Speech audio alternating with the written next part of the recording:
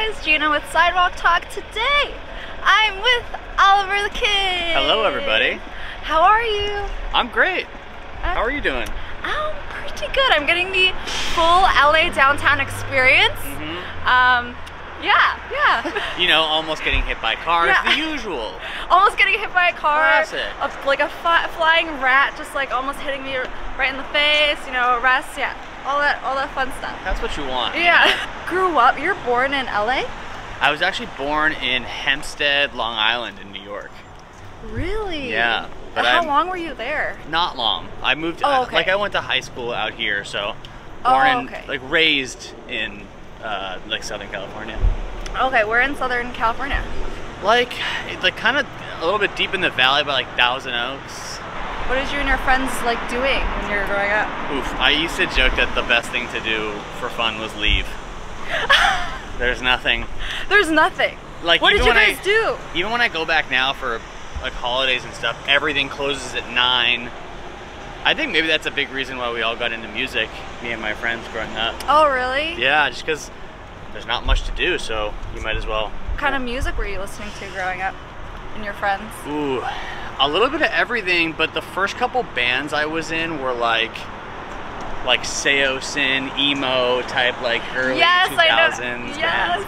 Senses Fail? Yeah, of course. I love Senses. Love Senses. The first like 3 bands growing up were all very much so in that like emo, hard rock kind of.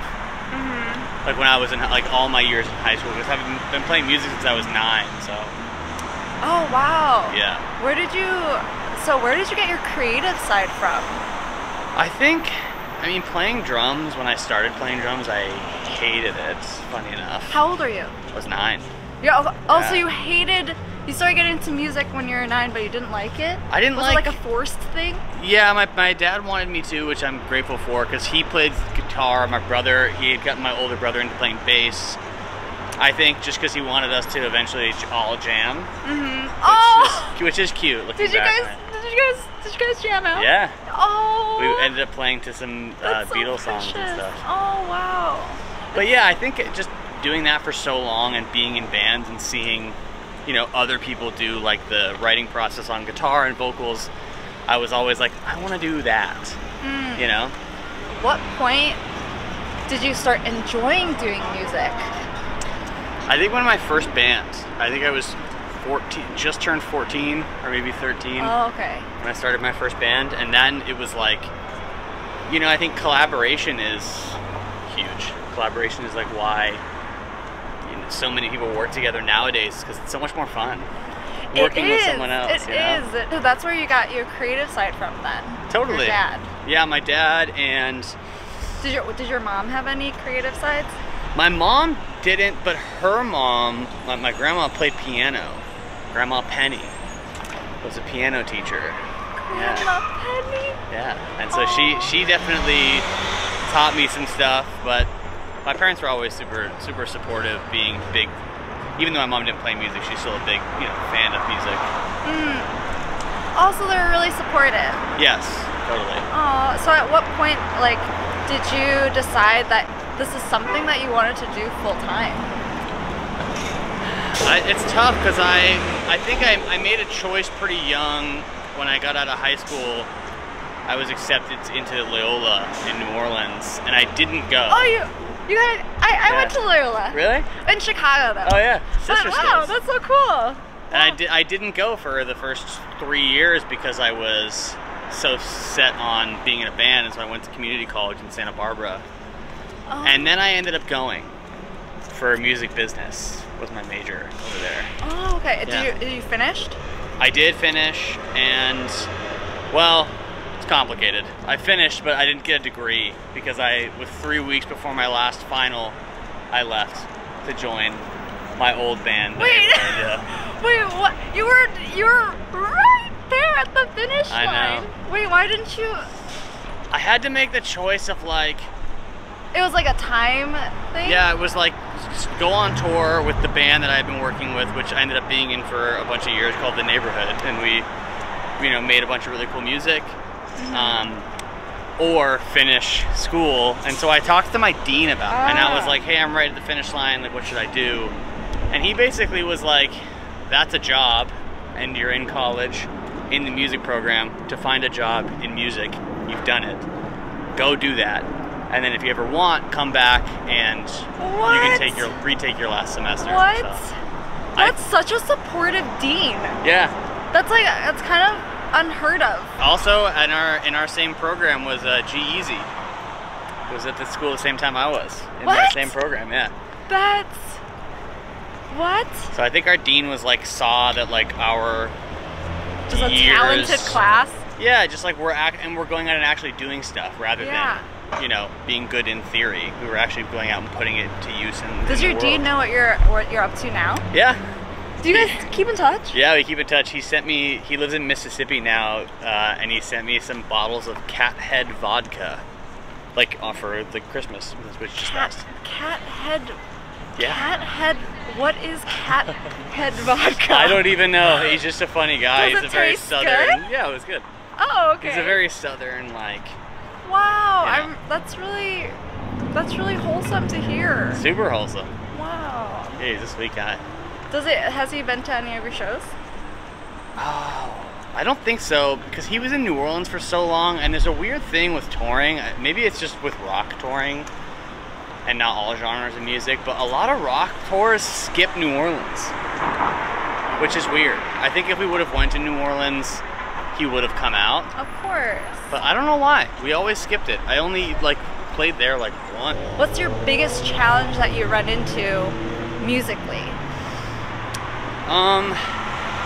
Well, these days it's changing. These days it's kind of like having a release be special. The beautiful thing about it is that music has never been easier to make, which is good for people growing up and making music. Right. The downside is that now, you know, every week there's hundreds of thousands of songs being released, and so how do you get yours to stand out, especially if, let's say, you've spent years working on it. You don't want to just put it out and then it just gets lost in the algorithm. Of course. And buried under all that stuff. So how do you, like, what's the advice?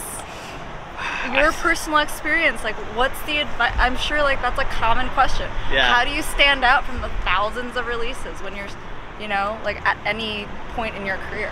I think a lot of people play the numbers game, and they'll release just like a lot of songs to kind of hopefully like get one to quantity. catch. But I think that if you spend time on a quality product, I think you'll stand out, because a lot of stuff, you know, that's coming out is great, but is also like, you know, maybe they're not putting in that extra day that you could put in, or that extra week that you could put in. But it is tough, you know. I mean, as much as I've had a career in music, it's still tough. Sometimes I'll release stuff and it's like, you know, a song I made years ago and I release it and I'm so excited, and it's like, yeah, it did okay. Yeah. And you're kind of like, huh, okay. Yeah. What changes are you noticing in the music industry within like the last, let's say, I mean, you've been here for you've been in the music world for a minute. Yeah. So like, what are some big differences that you're noticing besides like the, you know, like the quantity of releases that happen on a weekly basis? I think people's attention spans are a little attention span less. That's a good one. Yes. Yeah. Because I've been around for, you know, over a decade now, kind of doing it professionally, and like I was, you know, back then it was like CDs and Spotify was just coming up, but people weren't really that into it. And then there was SoundCloud, and there was Hype Machine, if anybody remembers Hype Machine. And then even when Spotify kind of popped and everybody was on it initially, it was really like a tastemaker site. Like, it was a tastemaker streaming platform where it was all cool stuff that you were like discovering. Whereas now it seems to be like kind of more like how the radio used to be, where like whatever's popping is just kind of at the top of all the playlists and stuff. Have you adjusted the way you write music from those changes, or do you kind of just like stick with what you know? I've definitely tried some new things. Like what?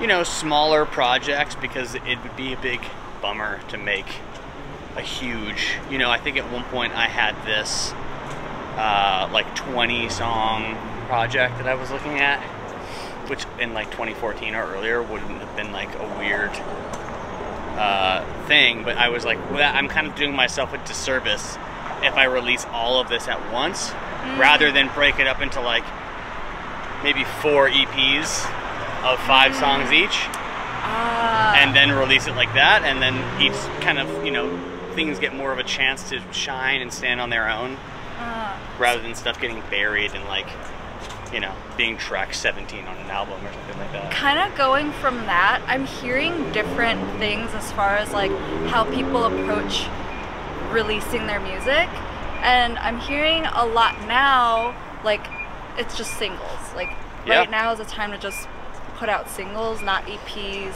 not albums. What's your opinion on that? That definitely is what people are doing. I don't know if I dig it as much, because just growing up, like, I like the story behind like albums and stuff. Totally. You know? Listening to an album front to back was like, that was the thing. Yeah. You know, but now everyone's kind of just doing singles.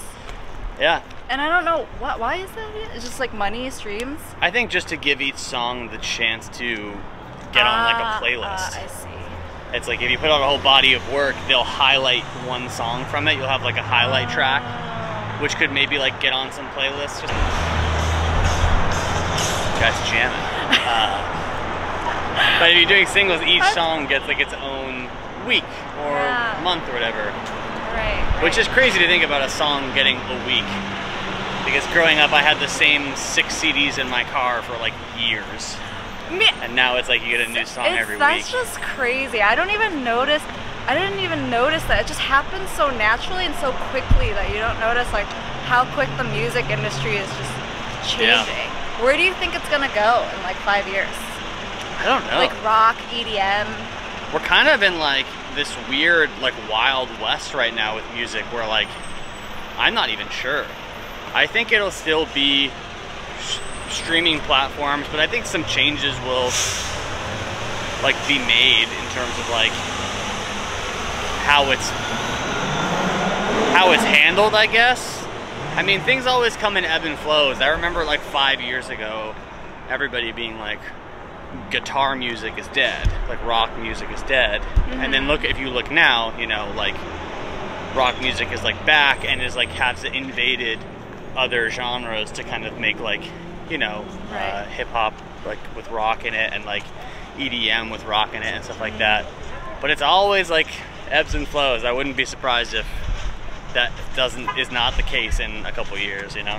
Right. I can never predict that. I'm always curious like where people think music is going in the future. Yeah. Because it could literally go in literally any direction. Last question before we jump in.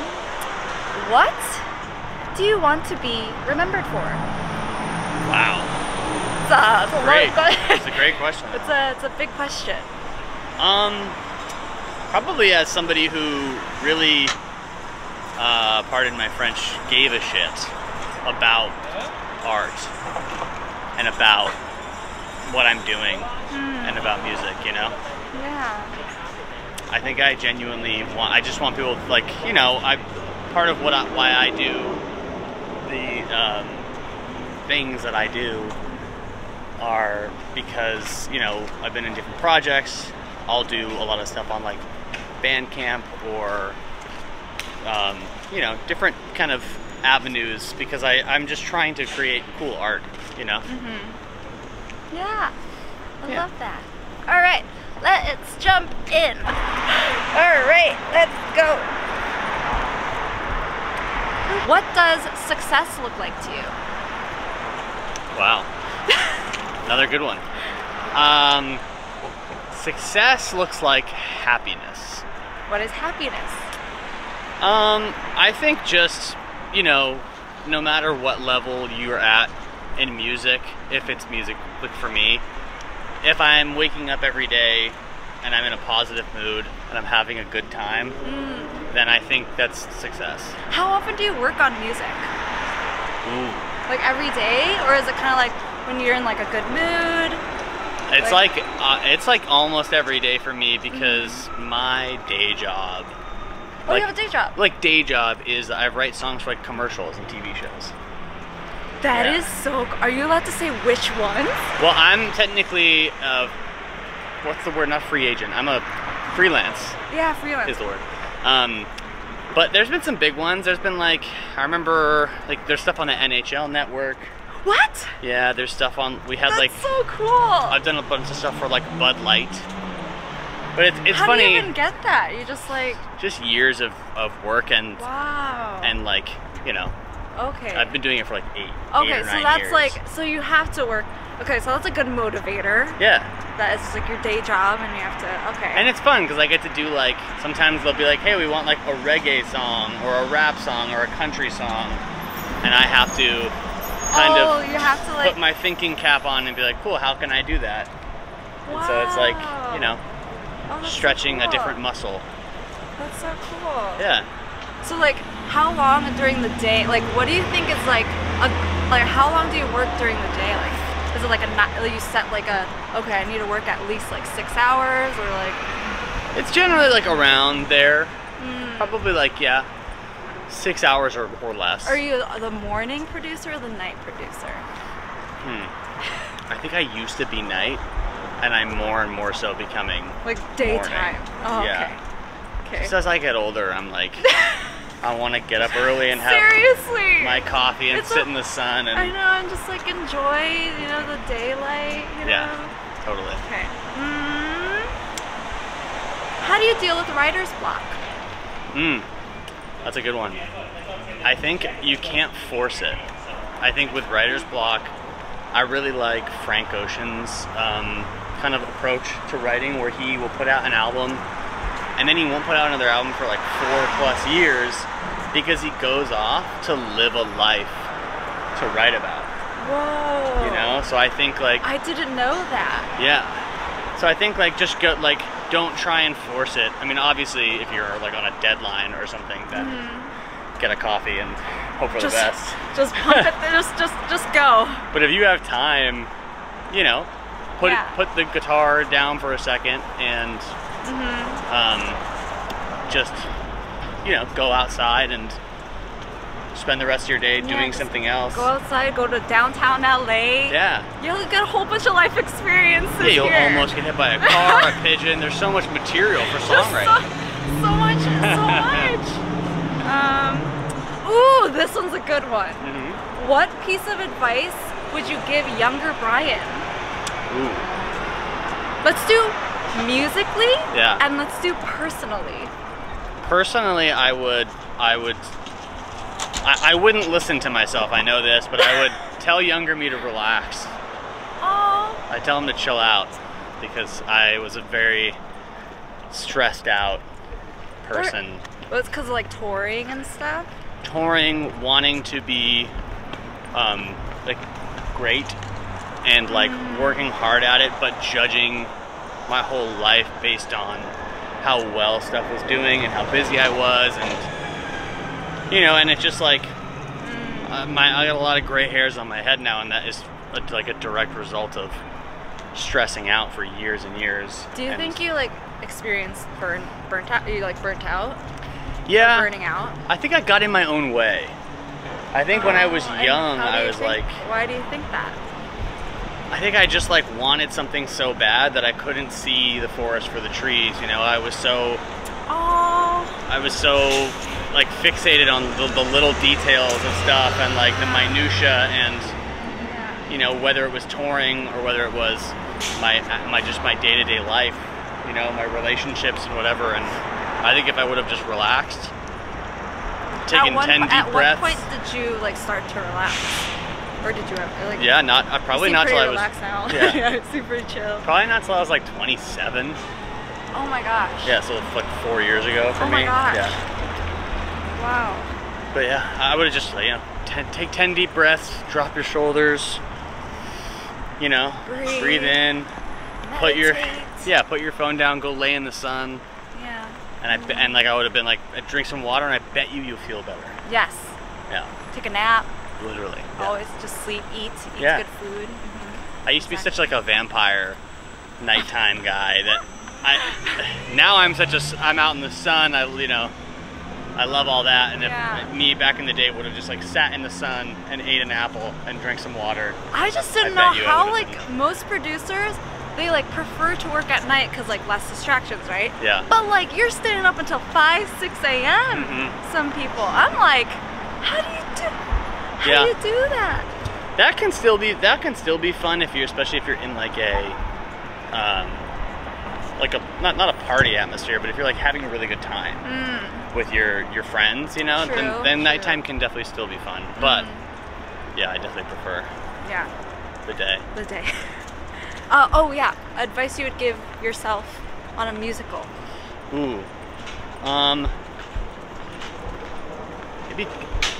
Younger Bryan. Trust your instincts. I think I've found as I've gotten older that like if you try and work something to death, like if something's not clicking for you and you just work it over and over and over and over and over again, you might have just like buried it. Rather than just being like, that was my gut instinct, let's go with that. You know? Okay, there's another, on top of that question, but like feedback. Because, you know, like producers right now, like, all they do is like send feedback like to like everybody, right? So like how do you handle, like, do you send a lot, did you like initially like send a lot of feedback? Like at one point did you like start believing in yourself instead of like sending it to like dozens of your friends and then like you get like dozens of different advice things from all your friends? So probably like I didn't even start doing that until like trusting myself and my instincts until I was like 23, 24-ish, because before that, you'd send it around and then like you'd get like feedback from a bunch of different people, but none of it's fact. It's all just opinion. It's just opinion. Yeah, and it'd but be like, how do you not listen to, you know? Yeah. It's so difficult. What's it like to collab with Set the Sky? Oh, my man Trev. It's beautiful because Trevor is, I don't know if you've met him, but he's literally one of the nicest people I've ever met.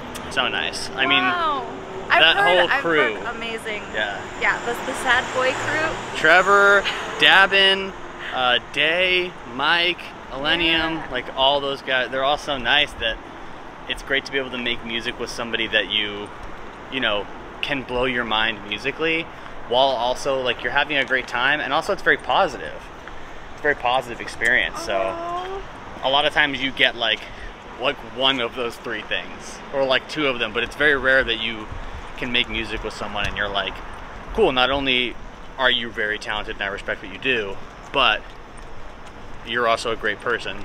And we had a ton of fun doing it. So. Amazing to hear. Yeah. Wow. Like, does it just flow naturally when you're like making music together? Yeah. Wow. The first a couple songs that we wrote, including like two of them that are out, Hero and We Know Who We Are, like the first two times. Such a good song, by the way. Thanks. Wow. First two times we ever wrote together. So it's just like, that's how quickly. How long does it take for you guys to like make those songs? It depends. I think those ones each, it was like a day. A day? Yeah. It's like literally, I mean, like in person, or were you guys like Zoom it? Those were in person because that was like 2019, I think. Wow.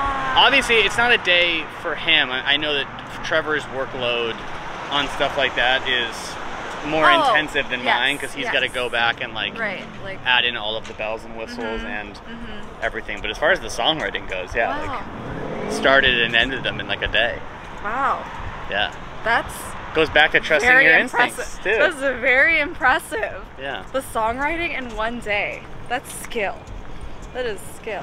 What did you do to stand out from other artists in the beginning? Brutal honesty, I think, in lyrics. Brutal honesty. Yeah, just like even if it wasn't pretty to hear, you know, like early on I have a lot of songs where I'm very vulnerable in the lyrics, and it's tough for some people to hear. You know, family members or friends or people going through the same thing or whatever, like, but just being unabashed about it and being like, I'm gonna do this, and I'm gonna kind of like, you know, really tell you how I feel and not try and dress it up. And especially early on, that was a big thing that I did. Yeah. How many tattoos do you currently have? Ooh. It's tough because, like, is this one? Well, at the time, You know? I guess, like, like, you know, like, they're, like, different, maybe it's, like, different people. I'll give you a ballpark. Did you do one, all at the same time? My right arm I did, but it still took, you know, we did the outline, then the shading, then the color, then went back in and did, like, you know, all the touch-ups and stuff. Yeah. I'd say, I'll give you a ballpark here.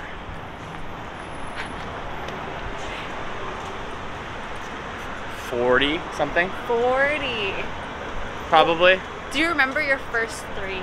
Oh yeah. Which ones are your first 3? I have an eye in the center of my chest. What was the meaning of that one? To see with your heart, not with your head. Yeah. That's so good! Oh, thanks.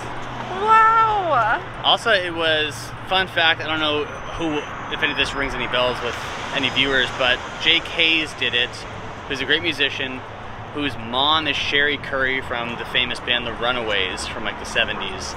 And his dad is David Hayes, I think his name's David, who was in an 80s movie named Airplane.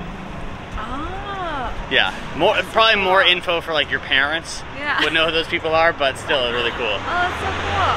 That one, and then I got a cardinal on my arm for my grandma, or my great-grandma. Oh, what's the symbol, like why the cardinal? Is that like her favorite bird? I don't know, I gotta ask somebody, Louis?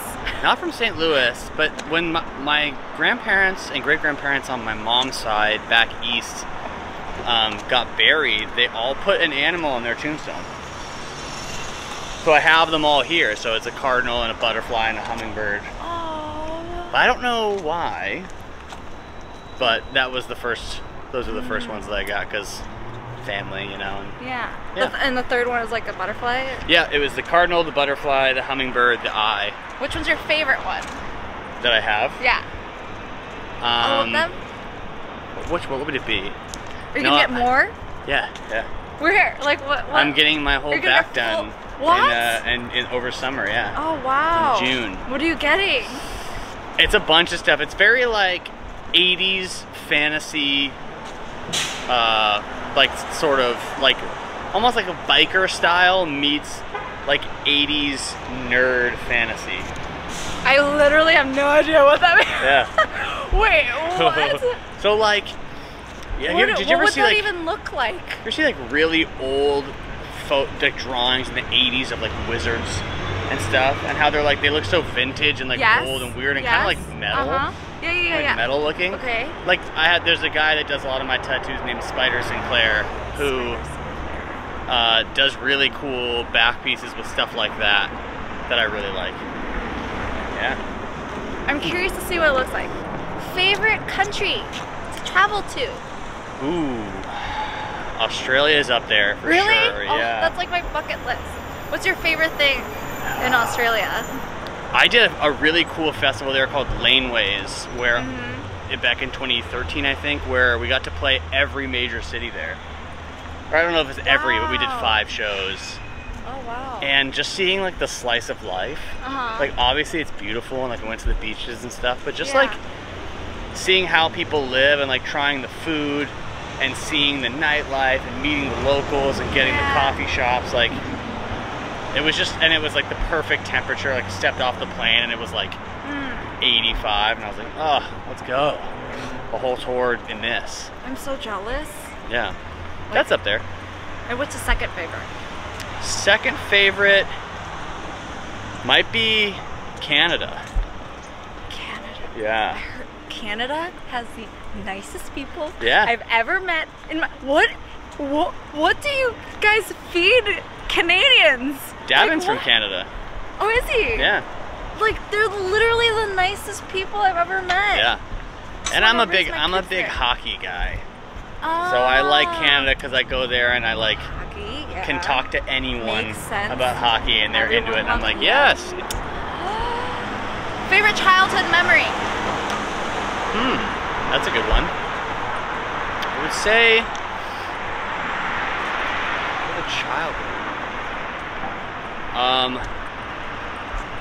It could be when I saw a big thing for playing music for me was I was already playing music, but I saw the Killers on their first tour. That's so cool. Yeah, and I wasn't a child. I was, you know,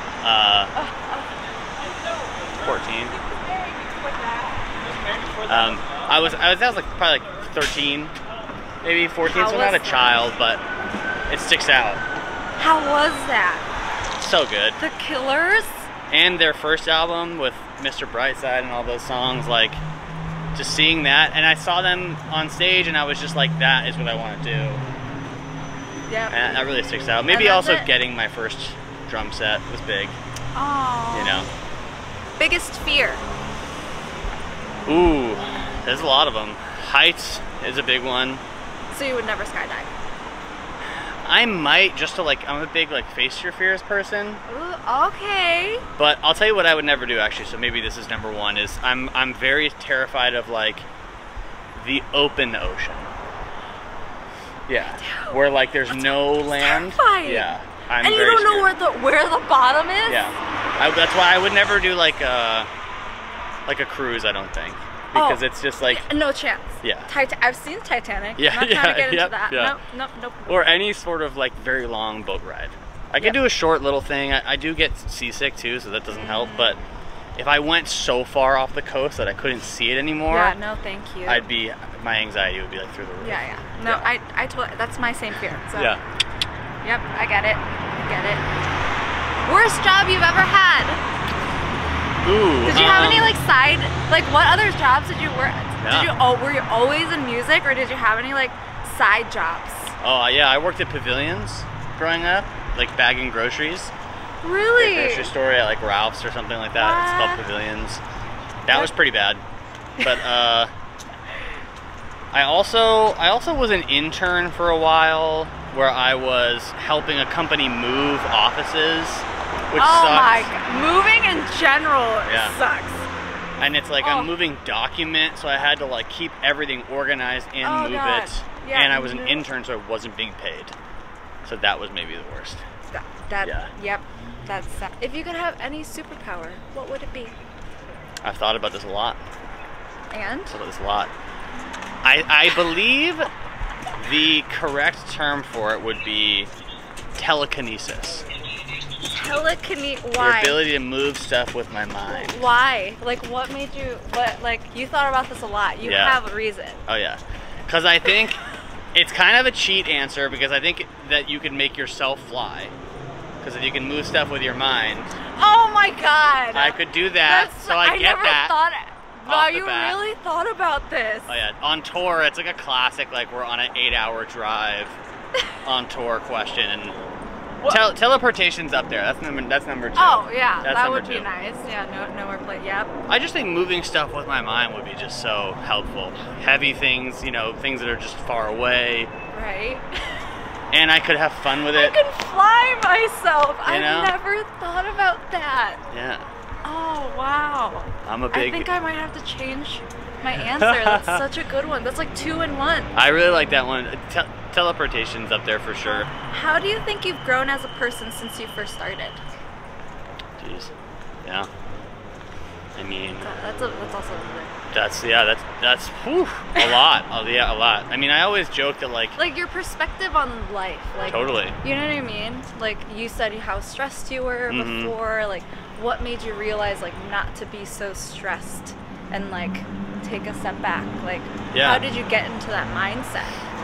I think having gone through the ride once early on, where I was in a very successful band and toured the world and did all these cool things, and then going from that to not doing that. Yeah. Kind of gives you perspective on like, wow, that was such a great time. And then being kind of where I've been since then, of like doing varying different degrees of, obviously, like when I did Staples Center with Davin and Set the Sky and like Red Rock, but also like being in bands that play like small bars, you know, and just kind of seeing having your perspective be like, so having different that's yeah, I like that. Whereas back then I didn't have any perspective. So I think I was a little... just that, oh, right. Yeah. It's just life. Yeah, I was very And one-track minded. Aging. Yeah. It's aging. I'm a very different person than I was when I was 23 or younger. I've changed a lot from then till now, for sure. What's the biggest lesson you learned? Not everything needs to be so intense. Not everything needs to be so For me, that's a big one for me. Because I was very much so like, you know, it's hell or high water. It's either the best thing in the world or it's the worst. Really? I was a big like I didn't want to talk to, you know, people about small things. I want to know your biggest, deepest secret. Like I wanted to, just everything had to be like so extra. And I think I've learned to appreciate the little things. Interesting. As I've gotten older. You don't come off that way, right? You know what I mean? Yeah. You don't different come person, off as like for an sure. intense dude. Yeah. You know? Wow. A lot has changed in the last 10 years. The best piece of advice you've ever received? Ooh. I mean, the one that comes to mind, I know it's a little cliche, but my uncle, when I was growing up, and I started like doing some sort of unconventional stuff, like gauging my ears, and like, I think I was like straightening my hair when it was long, and like, just kind of doing things that most people were looking at as weird. He told me, and this isn't groundbreaking, but he told me be yourself. And it just meant a lot coming from like my uncle, who's very kind of just like a normal guy, who just like noticed that I was getting some flack from other people just for being different. And it just meant a lot for him to be like, wow. Yeah, just like he was just like, so be yourself. Like supportive. Yeah, and it gives you confidence, I think, when somebody else is like, wow, I see what you're doing. Yeah. I had like a whole hot topic, like a whole face. Yeah. When my mom was like strict Asian, like nope, like no way. Yeah. Like, so wow, I wish. It's kind of like having just somebody in your corner. Like, and I know it's like what he said wasn't. That's so important. Yeah. And it's like so rare too to find that when you're growing up too. So. Wow. And it helped me. Shout out, Uncle. Yeah, Uncle Steve. Last question. What's next for Olivver the Kid? Ooh, a lot of fun stuff. We have the Said the Sky tour coming up, where you can catch me out on that. You're gonna be in LA? We're gonna be in LA. Yeah. And in March, early March too. I'm going. Yeah. And I have a project coming out called Puke Blue that I'll be selling on the tour, and only on the tour. Going back to How Can You Stand Out? It's not going to be on streaming platforms, but you can get it at the shows. That's different. Yeah. I like that. Harkening back to the older times of I'll have CDs for you, and you'll That's get it. So cool. You'll get it months before anybody else. Yeah. Wow. Okay. That's happening, and then I'm in a band called 1990 Nowhere that we just got off tour with Angels and Airwaves, and we've got some more music coming out. Wait, you went on tour with Angels and Airwaves? Yeah, my other band. Yeah. Wait, what? Yeah. That's so cool. Thanks. I did not know that. Yeah.